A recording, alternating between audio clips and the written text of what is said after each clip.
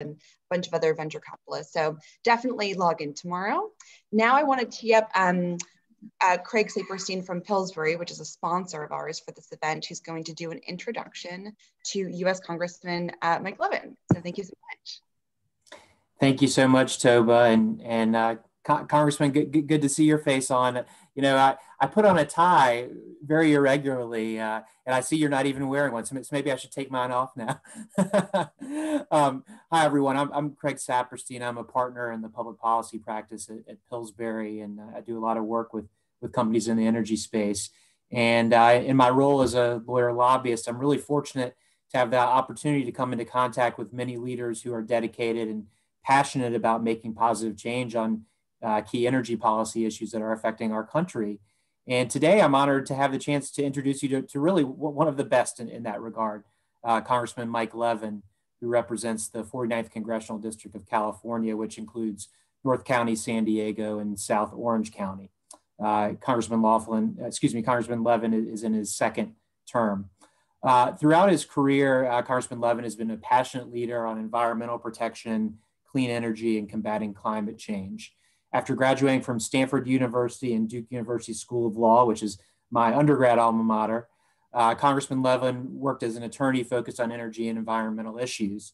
And in addition to his legal work, he served on the board of the Center for Sustainable Energy, co-founded Sustain OC, all of which helped to accelerate the transition towards more sustainable power generation and transportation alternatives. As a member of Congress, some of the Congressman's top priorities are combating climate change and capitalizing on the economic benefits of a sustainable energy future. And to that end, he's an active member in crafting clean energy policy as a member of the House's Select Committee on the Climate Crisis, as well as the House Natural Resources Committee. He's also championed efforts on a wide variety of other policy issues, such as expanding access to affordable health care, lowering the cost of higher education, preserving Social Security and Medicare, preventing gun violence, enacting comprehensive immigration reform, and a number of other issues, all of which are very much in play with the new administration and a Democratic-held Congress. He's a member of the Congressional Progressive Caucus, the Future Forum, and as the grandson of immigrants from Mexico, a member of the Congressional Hispanic Caucus. And he lives in San Juan Capistrano with his wife, Chrissy, and their two children, ages 8 and 6. So he Congressman, I suspect you, like me, with young children, probably had some issues with the daylight savings change over this past weekend with sleeping. In any event, I'm going to turn it over to Congressman Levin now. We're so honored to get to hear his insights. And Congressman, the floor is yours. Well, thank you so much, Craig. And if my 8 or now 7, actually my daughter just turned 7, if they pop in here during this Zoom, I apologize in advance. But you know, they are still here at home doing Zoom school.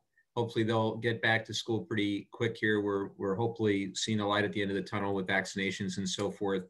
I think your tie looks great, Craig. Better to be overdressed rather than underdressed.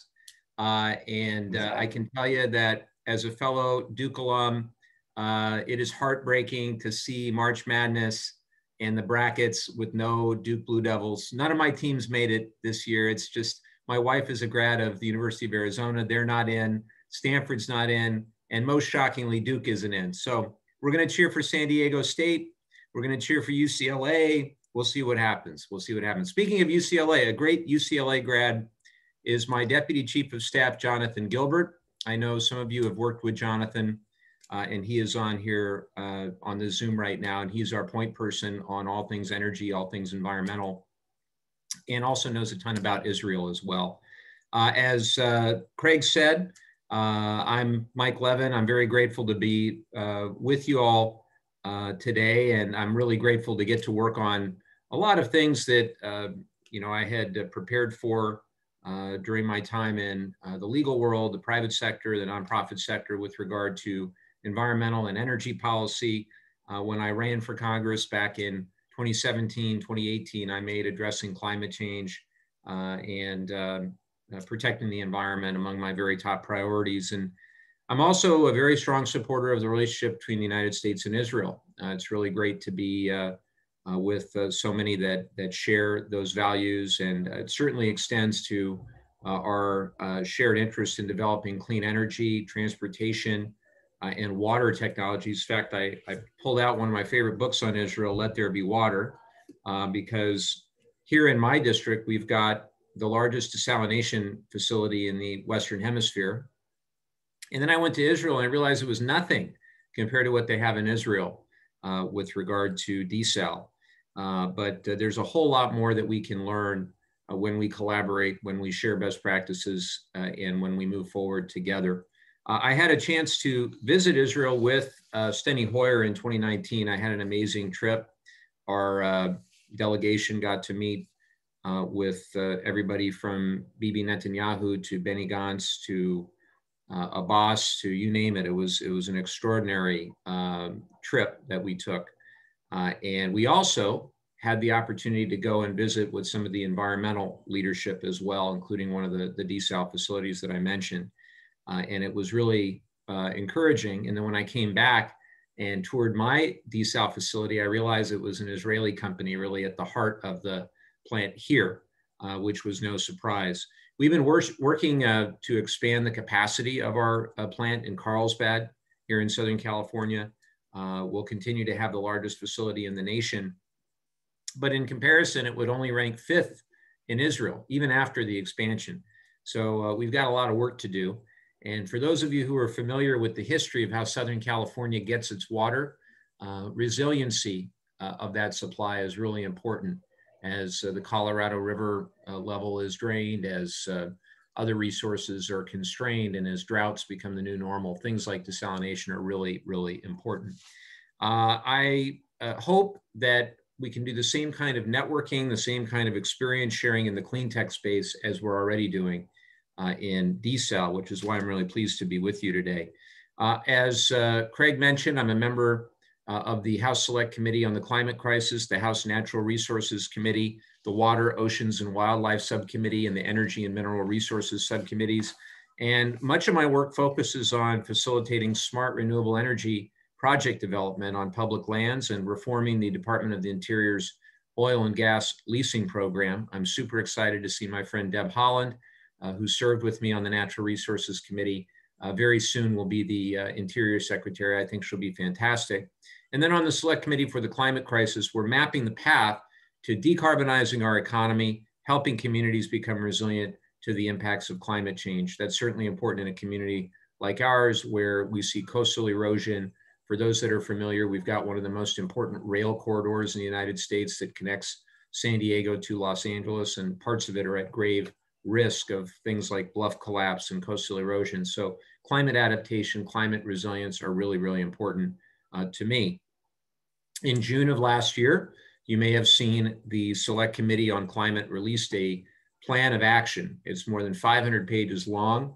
It is a soup to nuts guide for everything that we need to do to hit the greenhouse gas reduction to deal with climate change in a manner commensurate with the actual science. And it's a bold and comprehensive plan. And I'm so encouraged to see more action that's been taken in the 117th Congress with the Energy and Commerce Committee, the Senate moving forward aggressively as well, and of course the administration. So our action plan last year that the Select Committee produced basically will have it has a few key metrics that we're trying to achieve. One is net zero carbon pollution by at least 2050. We'd like to do it sooner than that. Another is, from a health and safety perspective, 60,000 lives per year will be saved due to reduced air pollution. I mean, think of that. And then people talk about the cost of taking action on climate, but they often forget to talk about the cost of doing nothing. And in the case of climate change, the cost of action is high, the cost of inaction is far higher. And our analysis suggests that our plan, our Select Committee plan, would save over $8 trillion by 2050. And that doesn't include additional savings related to energy. The plan that we put forward also recommends implementing a federal clean energy standard to achieve net zero electricity sector emissions by 2040, and an energy efficiency resource standard to smooth growing electricity demand that we expect to see as a result of electrification in other sectors, such as vehicles and all the rest. So I would encourage everybody, if you haven't checked out our work, you can read the whole 500-page report, or you can read a really, really short 4-page summary, or if you don't have attention span for that, you can even read a 1-page summary. We're trying to make it as easy as possible. But you can go to Climate Crisis, one word, climatecrisis.house.gov, and you can check that out. Generally, the plan was well received, but as you can imagine, it faced significant hurdles with the prior administration and is much better received by the new administration. We're really excited to work with President Biden, Vice President Harris, and folks like Gina McCarthy, and certainly our new cabinet secretaries as well, and also John Kerry on the international cooperation around climate. And the opportunities are vast right now. I think it's the best opportunity in modern American history for things like clean energy, for green infrastructure, transportation, grid modernization, building efficiency, all the things that we've wanted to see for a long time to deal with the climate crisis and to create the clean energy jobs of the future. I think we're right on the precipice of getting a lot of it done. And the opportunity in my adult life has never been better than it is right now. So it's an exciting time. You probably know that for the last several weeks, we've been working on something very big called the American Rescue Plan. And the American Rescue Plan, of course, is the $1.9 trillion COVID rescue bill, which includes so many things that I think will be very, very significant. I hope that we look 5 or 10 years out back to this moment and know that the American Rescue Plan was up to the job, and that we brought the economy back, that we eradicated the pandemic, and that we brought some normal life back for the average American. So now that that bill has become law, and now that the American Rescue Plan is in full effect, phase 2 of this effort by the administration is now to build back better.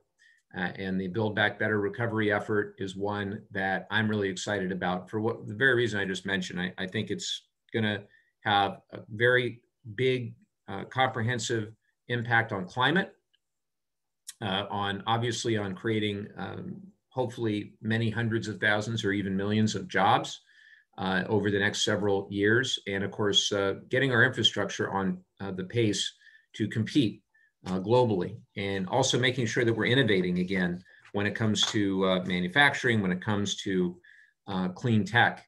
And I have said and will continue to say that in 20 or 30 years' time, future generations and all of us, we're going to be using a whole suite of new technologies to generate electricity, to move goods, to move people, to build buildings, to grow food. And the fundamental question is whether those technologies will be innovated, developed, manufactured here in the United States, or whether other parts of the world, whether it be China or India or Europe, will be manufacturing them. Now, I hope a lot of that innovation will happen in Israel. I suspect it will. I think that we'll be partnering with Israel for a long time to come when it comes to clean energy, innovation and technology, just as we do on all other sorts of innovation. I wanted to make sure that we also talk about the California story, because I feel like sometimes, particularly with the last administration, California gets a bad rap. Have you all noticed that? Yeah, I certainly did. And it's nice not to get that bad rap with the new administration to the same extent. It's nice to actually have a Californian as vice president who understands what we've been doing to expand our solar investment, our wind, although there are challenges with offshore wind in California. Nonetheless, looking at that, we still need to do probably 12 to 25 gigawatts of battery storage in California. We still need to do a lot of investing in grid modernization. We've done a lot on electric vehicles that I think can be transferred to the federal level. But I'm very proud of the California story. Very proud that we have had a higher penetration of renewable energy. Very proud that we are reducing our greenhouse gas footprint in the state, and that we've been growing jobs. Before the pandemic, the clean tech economy in California was doing fantastic. And I expect that we'll be back on course to really grow the clean energy jobs of the future in California in the coming months and years. Since I've come to Congress, I've tried to take some of the thinking and expand it on the national scale. And one of the things we want to do is expand our solar investment tax credit to include storage technologies, so incredibly important as we modernize the grid. As you probably know, the tax credit currently can only be used for storage when it's installed with a solar system. I've supported legislation that would allow the tax credit to be applied to standalone utility scale and residential storage. I think this policy and others that incentivize storage deployment are absolutely critical to facilitating more renewable energy production on the grid. One other thing that I'll mention, I saw that you have hydrogen on your agenda. I may be the only member of Congress to have actually driven and owned, or leased, we didn't own it, we leased it, a fuel cell electric vehicle. We had one of the early Honda Clarity fuel cell cars. And I'm very familiar with the deployment of hydrogen infrastructure in California. It's not easy, but I think California now has demonstrated that it can be done. And we're beginning to see the proliferation of more hydrogen fuel cell electric vehicles here in California. And I think that it's hopefully going to be a big part of the mix down the road. I think there is a ton more that we need to do at the federal level on zero emission vehicles. I'm the author of something called the ZEV Act, Zero Emission Vehicle Act, which would set a federal ZEV standard requiring a certain percentage of new light duty vehicles sold each year to be zero emission. The standard would ramp up to 100% by 2035, mirroring the goals set out by many governments on the forefront of clean transportation, such as in California. And my good friend Jeff Merkley from Oregon, Senator Merkley, is leading the Senate version of this bill. The 2035 goal is also consistent with the Biden administration's goal of having a net zero emissions economy by 2050. And I'm hopeful that we can move, this year on whatever we can do, whether it's something that has to be tailored to the reconciliation process or whether it's something that can be moved as is. We'll just have to wait and see. But I think, we have to, in this era, we have to be a bit opportunistic and open-minded about how these policies advance. I'll also mention in the Natural Resources Committee the work that we're doing with the Green Spaces, Green Vehicles Act. That's to create an infrastructure for EVs at our national parks and our forests, working on Catherine Cortez Masto, who's leading that bill in the Senate. And we've got to make sure that the EV infrastructure is in place. And as the Biden administration is looking to invest in EV infrastructure, that we're supplementing and enhancing the good work that's already being done in cities across America on that front. A couple major pieces of legislation that we are going to hear a lot about in this coming year because they will be part of, I would imagine, part of this Build Back Better recovery plan. One is the Green Act. It's legislation that I've co-sponsored with a variety of tax credits for clean energy technologies. It expands the tax credit for EVs and for fuel cell vehicles. It creates a tax credit for used EVs, something that's really important. And the second, so that's the Green Act. The second is called the Clean Future Act. And my good friend, Chairman Frank Pallone of the Energy and Commerce Committee and others have been working on that. It's a great bill, and it sets a national goal of reducing greenhouse gas emissions by 50% by 2030 and net zero by 2050, again, consistent with President Biden's goals. It includes a lot of provisions like the Clean Energy Standard, new energy efficiency goals, hundreds of millions of dollars to build out EV infrastructure, and billions of dollars to reduce emissions from ports and school buses and other sources. So this is the backbone of Build Back Better, along with a wide variety of other transportation-related provisions. I think that Congress and the administration has already pivoted to working on these efforts right away, and there really is not any time to spare. Before I conclude, I just want to reiterate my support in Congress for all that we do, the special relationship that we have between the U.S. and Israel to bring our communities together. And I understand you just had a session on U.S.-Israel Binational Industrial Research and Development, or BIRD, great acronym. And I applaud the great work of that foundation, critical to bringing our two countries together to spur shared innovation in energy. Last Congress, I co-sponsored the U.S.-Israel Cooperation Enhancement and Regional Security Act, which among other things included a provision to provide additional funding to the BIRD Foundation. And I want to see BIRD continue to bring us closer together while helping to achieve our mutual clean energy goals. And I welcome the suggestions from everyone here. I'd be happy to engage my colleagues on them. And again, thank you all for having me, and thank you for everything that you're doing. Wonderful. Thank you so much, Congressman. If you're available for it, we've got a few questions from the audience. I am available. Any tough questions, go to Jonathan Gilbert, my deputy. Exactly. So the first one we have is whether Congress or the White House would implement something along the lines of a national climate service, and what your thoughts are on that. Well, I think it all comes down to the mechanics of how to get it done. So you're probably familiar now with budget reconciliation. So that probably wouldn't fit under the Byrd rule. You know, the Byrd rule says that any policy idea has to be more budget oriented than policy oriented in order to meet that threshold. We saw things like the $15 minimum wage that were excluded. And we're thinking along those lines with regard to climate and environmental and transportation and infrastructure policy as well.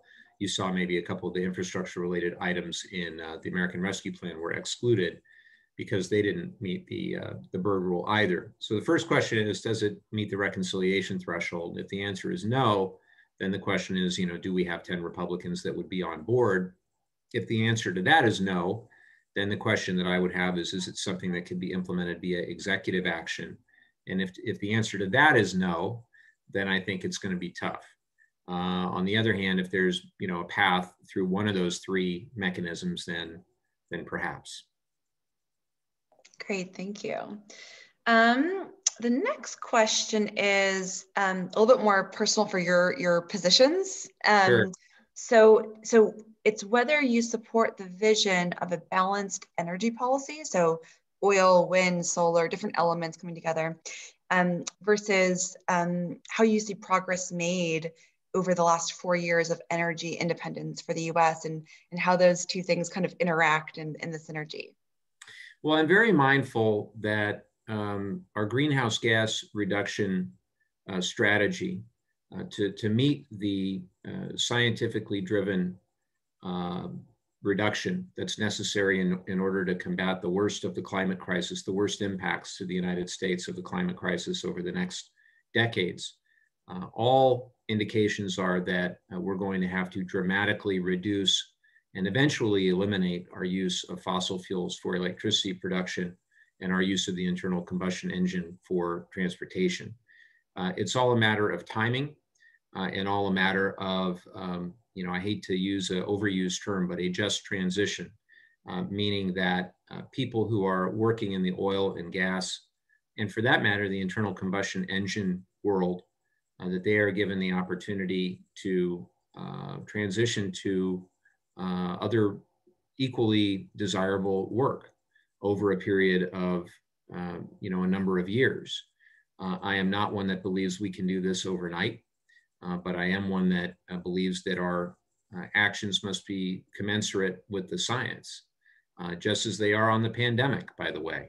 I think that we need to approach climate science and the accepted reality of climate science just as we do the public health recommendations of epidemiologists in helping to drive good public policy.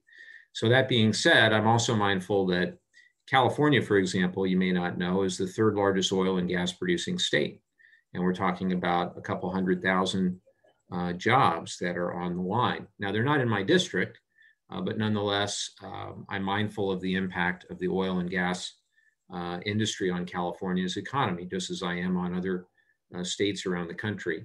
And as we move forward, let's face it, we've got people like Joe Manchin, who are right at the thick of things when it comes to, even the use of reconciliation requires Senator Manchin to be on board as the 50th vote, and others as well from oil and gas producing states. Another that comes to mind, who's a great progressive champion, a great friend of mine, is Ben Ray Lujan. Ben Ray, nonetheless, represents an important oil and gas producing state in New Mexico. And so his views are divergent, from mine, perhaps. What I have tried to do is in natural resources, we've taken a real look at federal oil and gas leasing and the rates that are charged, the incentive structure that's used. And we believe that the policies for our federal lands ought to be protecting the protecting our public lands rather than protecting the pocketbooks of the oil and gas industry. And I think that we do far too much to incentivize the oil and gas industry at the expense of clean energy technologies. Jigar Shah, who's now running the loan program office for the DOE for Secretary Granholm, Jigar's position is just give no one any incentives. And then others would argue, no, we need to have parity in incentives. So I think those are important conversations to have. And I think the Green Act and the Clean Future Act strike the right balance, as does our select committee report. Wonderful. And I think we have time for one more question if you're ready for it. I'm ready. Great, good. This one is pretty topical. We hear about this a lot. It's around the transition of the economy from oil and gas to new renewable energy and jobs for that. So really, the transition, details around the transitioning of those jobs, how that works, and even a few examples of how you could potentially conceive of this looking. Because I think we often hear about this in the abstract, and I think folks are really craving something a little more tangible. Well, I would look at California and what we've been able to do in the last couple of decades. When you think about the 500,000 clean energy jobs that exist today, people that are working in solar or in battery storage, many of them did have a background working in engines, turbines, combined heat and power, working on a lot of people who were working as engineers and other types of energy related projects are now working on vehicle electrification, on grid modernization. So a lot of the skills are directly transferable. We've seen that in California. There's no question that we've got to do a lot more to provide that bridge and to make it as desirable as possible for people to want on their own volition to choose a career in clean energy. And I'm very sensitive to the concerns of communities that have for generations been fossil fuel economy driven. And I think the key here is that we want to create those opportunities for a desirable future. And if my so I have an 8-year-old, as I mentioned, and a 7-year-old, and my 8-year-old is very into science, very into engineering. Loves, shows like Nova and all these different things. I mean, just loves it. Can't get enough of it. And my advice to him is if he wanted to get into energy right now, boy, would you want to get into fossil fuels if you were a young engineer today, or would you want to get into clean energy? I think the answer is pretty obvious. So I hope that over time, that transition is one that happens largely due to the types of opportunities that are available. And having a long-term future. If I were working on vehicle technology today, if I were just coming out of college, let's say, and going to work on vehicle technology, there's no question that if I wanted a long-term career in automobiles, I would be getting into electric cars and the technology behind electric cars. If I were a young mechanic, and I were trying to figure out what my future career would have in store, I would certainly want to try to figure out how EVs work. So, a lot of this is kind of common sense. I don't think there's going to be any one magic policy that flips the switch. But I do hope that there will be a lot of great opportunities, just as there were, in every technological revolution that we've ever had in this country. There are also great wealth generating opportunities, whether it's IT or biotech or life sciences. There's always been a massive amount of new opportunities, even for the lawyers on this Zoom, who 5 or 10 years ago, if you're an energy lawyer, you're probably working on an oil and gas deal somewhere, or maybe a coal project somewhere, maybe 20 years ago. Now you're probably working on a utility scale battery storage deal, or you're working on a solar deal, or trying to fix tax credits for the renewable energy industry. And all the other service industries that are related to energy policy. I would imagine the same is true there as well. So it'll happen, and it'll happen over time. But it's like Wayne Gretzky used to say, let's skate to where the puck is going to be, not to where the puck is. And I think that's what we all need to do to position ourselves well for the future. Wonderful. Well, thank you so much, Congressman. You've done an incredible feat of being content rich and pithy, which is not very common. So just very, very impressed. And thank you so much for joining us today. As a reminder to everyone else, so we have tomorrow starting at 8 a.m. Pacific time for Utilities of the Future. And then we'll have our third day on Wednesday, March 17th for More Renewables, Less Carbon. You'll see on the agenda the different keynote speakers. Two recent updates that are not on there quite yet are the Senate Majority Leader in the California State Senate, Bob Hertzberg, who's going to just pop in for a little bit, and then also State Senator Henry Stern as well. And that will be on Wednesday, March 17th. So we hope to see everyone tomorrow and the next day for this 3-day series. Yaron, do you have anything else to add before we close off for the day? No, I just want to say thank you again for everybody, and just to show you our program for the next few days. As Toba mentioned, we would be very happy to see you joining us also tomorrow and the day after. If you have any questions to any of the presenters that we had today, please don't hesitate to contact us, and we will be happy to make introductions.